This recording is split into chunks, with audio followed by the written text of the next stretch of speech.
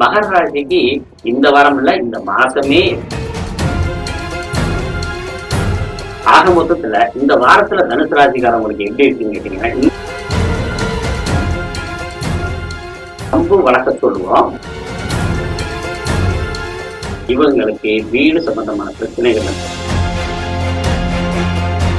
மிகப்பெரிய கடன்ல இருந்து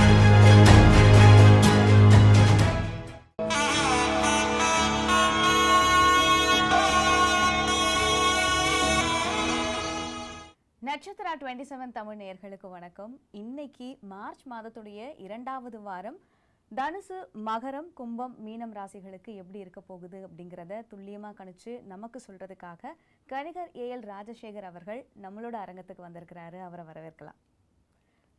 வணக்கம் ராஜசேகர் சார். அன்பு நண்பர்கள் அனைவருக்கும் கணியரின் அன்பான வணக்கம். ராஜசேகர் சார், மார்ச் 9 to 15 வரைக்கும் தனுசு, மகரம், கும்பம், மீனம் ராசிகள் எப்படி இருக்க போகுது, என்னென்ன மாதிரியான விஷயங்கள் பண்ணணும் அப்படிங்கிறத நீங்கள் விளக்கி சொல்லணும். ஸோ முதல்ல தனுசு ராசி, அதுக்கு கீழே வரக்கூடிய நட்சத்திரங்களுக்கு என்னென்ன பலன்கள், என்னென்ன பரிகாரங்கள் பண்ணணும்? நட்சத்திரங்கள் எப்பொழுதுமே மின்னிக் கொண்டே இருப்பவை. அதனால நம்ம தொலைக்காட்சி நிகழ்ச்சி பார்க்குற அனைவருமே வாழ்க்கையில் துடிக்கணும் அப்படின்ற இறைவன்கிட்ட ஒரு வேண்டுதலை வச்சுட்டு இப்போ மார்ச் மாதம் இந்த வாரத்தில் எப்படி இருக்கு அப்படின்னு நம்ம பார்க்கலாம். தனுசு ராசிக்கு சொல்லாற்றல் மிக்கவர்கள் அப்படின்னு பேர். அதே மாதிரி யுத்தத்துக்கு தயங்காதவர்கள். மகாபாரத யுத்தமே தனுசு ராசி தான் நடந்துச்சு. அதுக்கு பேர், அதனாலதான் இதுக்கு யுத்த ராசி அப்படின்னு பேர். உங்களுக்கு ரொம்ப ஒரு சுவையான விஷயத்தையும் இனிமையான காதுகளில் இனிமையாக கேட்கக்கூடிய விஷயத்தையும் தரக்கூடியதாக இந்த தனுசு ராசி இருக்கு. இதுல மூல நஷ்டம், பூராட நட்சத்திரம், உத்திராட நட்சத்திரம். பூராடம் 1, 2, 3, 4 பாதமும், உத்திராடம் 1 பாதம் இருக்கு.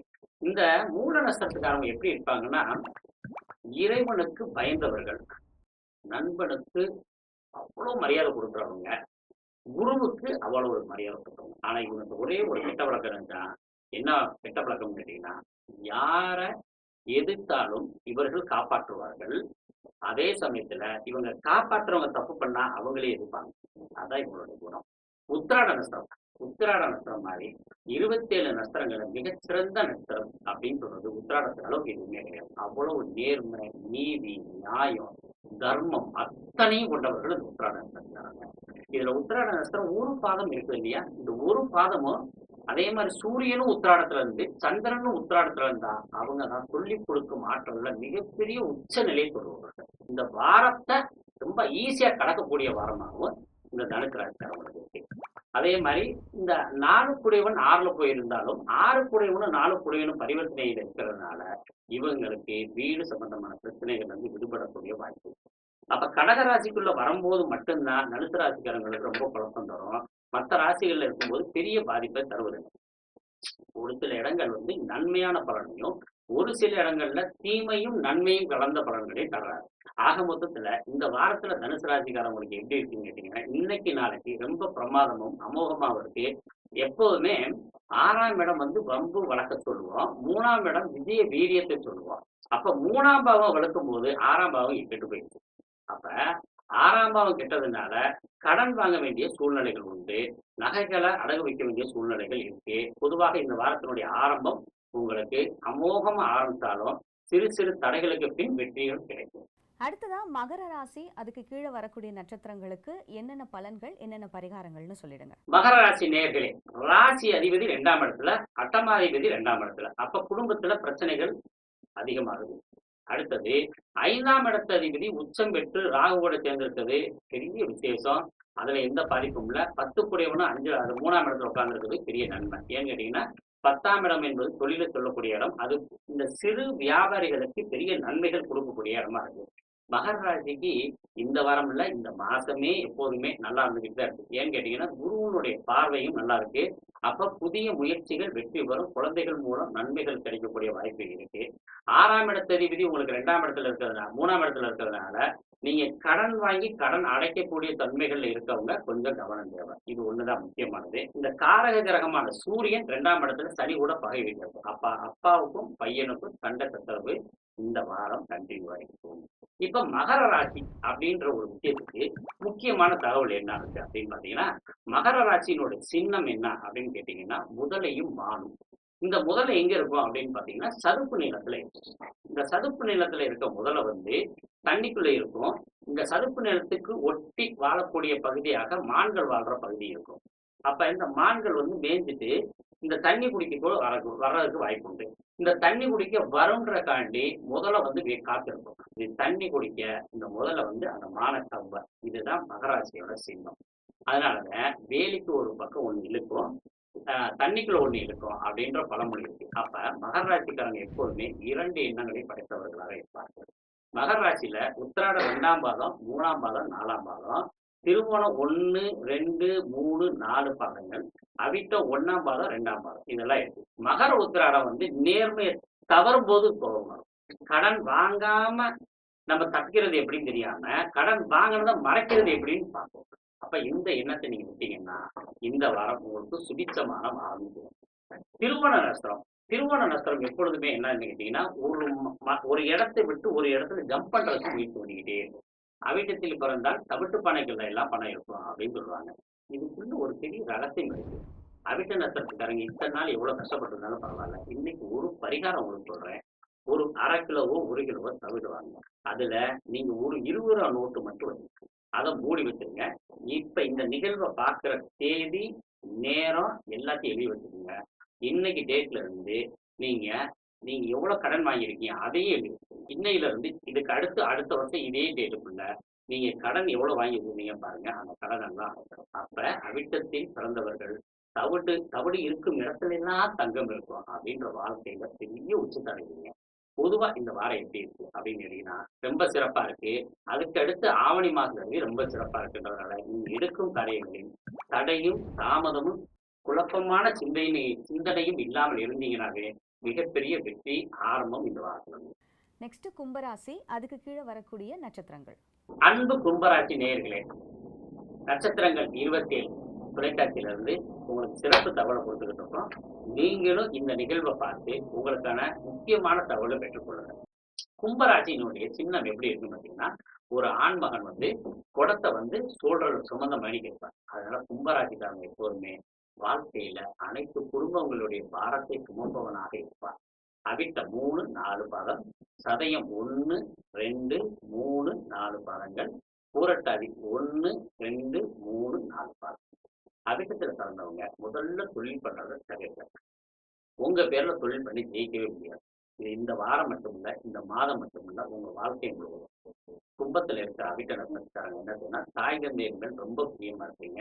சகோதர சகோதரிகள் மேல ரொம்ப பிரியமா இருப்பீங்க. ஆனா அவங்களுக்கு நீங்க செய்யக்கூடிய விஷயங்கள் இல்லாம நீங்க என்ன நல்லது செஞ்சாலும் அவங்க உங்க பிரியம் பார்க்க மாட்டாங்க. இது உங்களுக்கு நிதர்சனமான உண்மை. அதே மாதிரி சகோதரனுக்கோ குடும்பத்துக்கோ அவங்க பேர்ல தொழில் பண்ணீங்கன்னா கடைசியில நீங்க விரட்டப்படுவீங்க. இப்படி செஞ்சுட்டீங்கன்னா உங்களுக்குரிய உழைப்புக்கு தகுந்த ஊதியம் கிடைக்கும். அடுத்தது சதய நட்சத்திரம். 1000 கோடி பொன் கொடுக்கலாம் சதயத்துக்கு. ஏன்னு கேட்டீங்கன்னா அவங்க வந்து யாரிடம் எதை வாங்கினாலும் அவர்களிடம் திருப்பி சொல்பவர்கள். அதே மாதிரி இவங்களுடைய சிந்தனைகள் எப்போதுமே மிக பிரம்மாண்டமா இருக்கும்.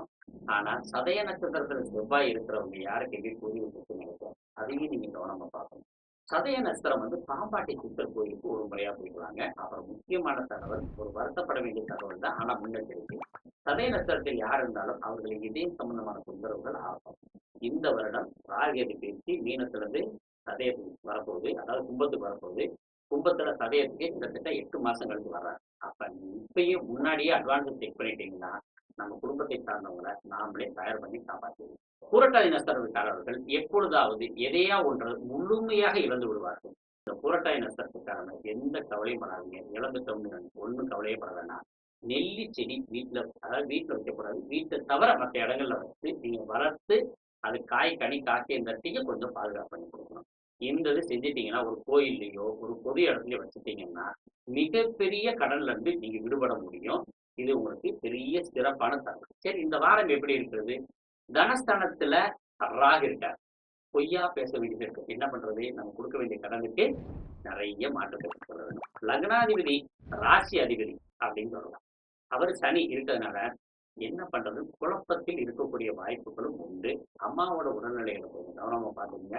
மனைவிக்கும் உங்களுக்குமான கருத்து வேறுபாடுகளை கொஞ்சம் கேர்ஃபுல்லா பார்க்கணும்.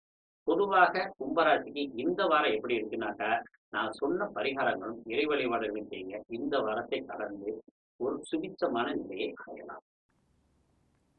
கடைசியா மீன ராசி, அதுக்கு கீழே வரக்கூடிய நட்சத்திரங்களுக்கு என்னென்ன பலன்கள், என்னென்ன பரிகாரங்கள்? அன்பு மீனராசி நேயர்களே, நட்சத்திர 27 சேனல்ல இருந்து இப்ப உங்களுக்கு சிறப்பு தகவலோட வந்திருக்கோம். மீன ராசிக்கு 12ஆம் இடத்துல சனி இருக்காங்க.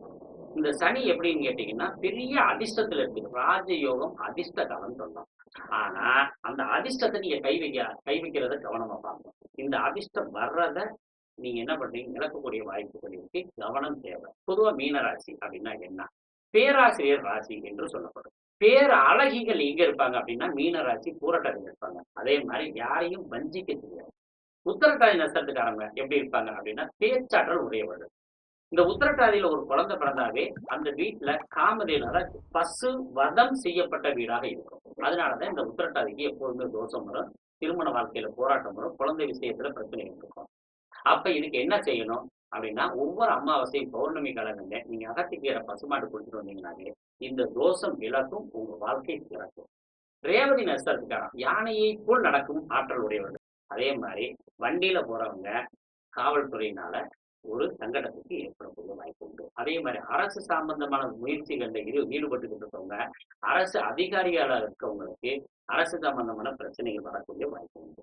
அதாவது தாய் வழியான தந்தை, அதே மாதிரி அம்மா, இவங்களால் ஏற்படக்கூடிய பிரச்சனைகளை கொஞ்சம் கவனமா பார்க்கணும். 7ஆம் இடத்த அதிபதி ராசியில நீசமாக, இது ரொம்ப சிறப்பு. 2 மீன்கள் ஒரே மாதிரி இருக்கும். அதுல ஒரு மீன் இன்னொரு மீனோட வாழை கடிச்சுக்கிட்டு இருக்கும். கடிக்கப்பட்ட மீன், கடிவாங்கின மீன் கடிக்கப்பட்ட மீனை கடிச்சுக்கிட்டு இருக்கும். இதுக்கு பேர் பங்காளி சண்டை ராசி அப்படின்னு பேர். இதுல மீன ராசி ஊமை ராசி. அப்ப நீங்க என்ன செய்யணும், சண்டை சச்சரவுகளை விட்டு வெளியேறதுக்கு ஒரு பூர்வீகத்தை விட்டு இடம் மாறுறதோ அல்லது இந்த காலகட்டத்துல கொஞ்சம் இடத்த மாத்திக்கிறதோ உங்க வாழ்க்கையில மிகப்பெரிய ஒரு பிரச்சனைகள் விடுபடக்கூடிய வாய்ப்புகள் உண்டு. இதுல நீங்க பூரட்டாதி நட்சத்திரக்காரங்க நெல்லிக்காய் சாப்பிடுவதும், உத்திரட்டாதி நட்சத்திரக்காரங்க பசுக்களுக்கு ஏதேனும் தீவனம் கொடுக்கறதும், மீனராசி ரேவதி நட்சத்திரத்துல பிறந்தவங்க யானைக்கு உணவு கொடுப்பதும் இந்த பரிகாரம் உங்களுக்கு செய்யும் போது இதுல இருந்து தாண்டி இந்த வாரத்தை கடந்து ஒரு சுபிட்சத்தை அடையலாம்.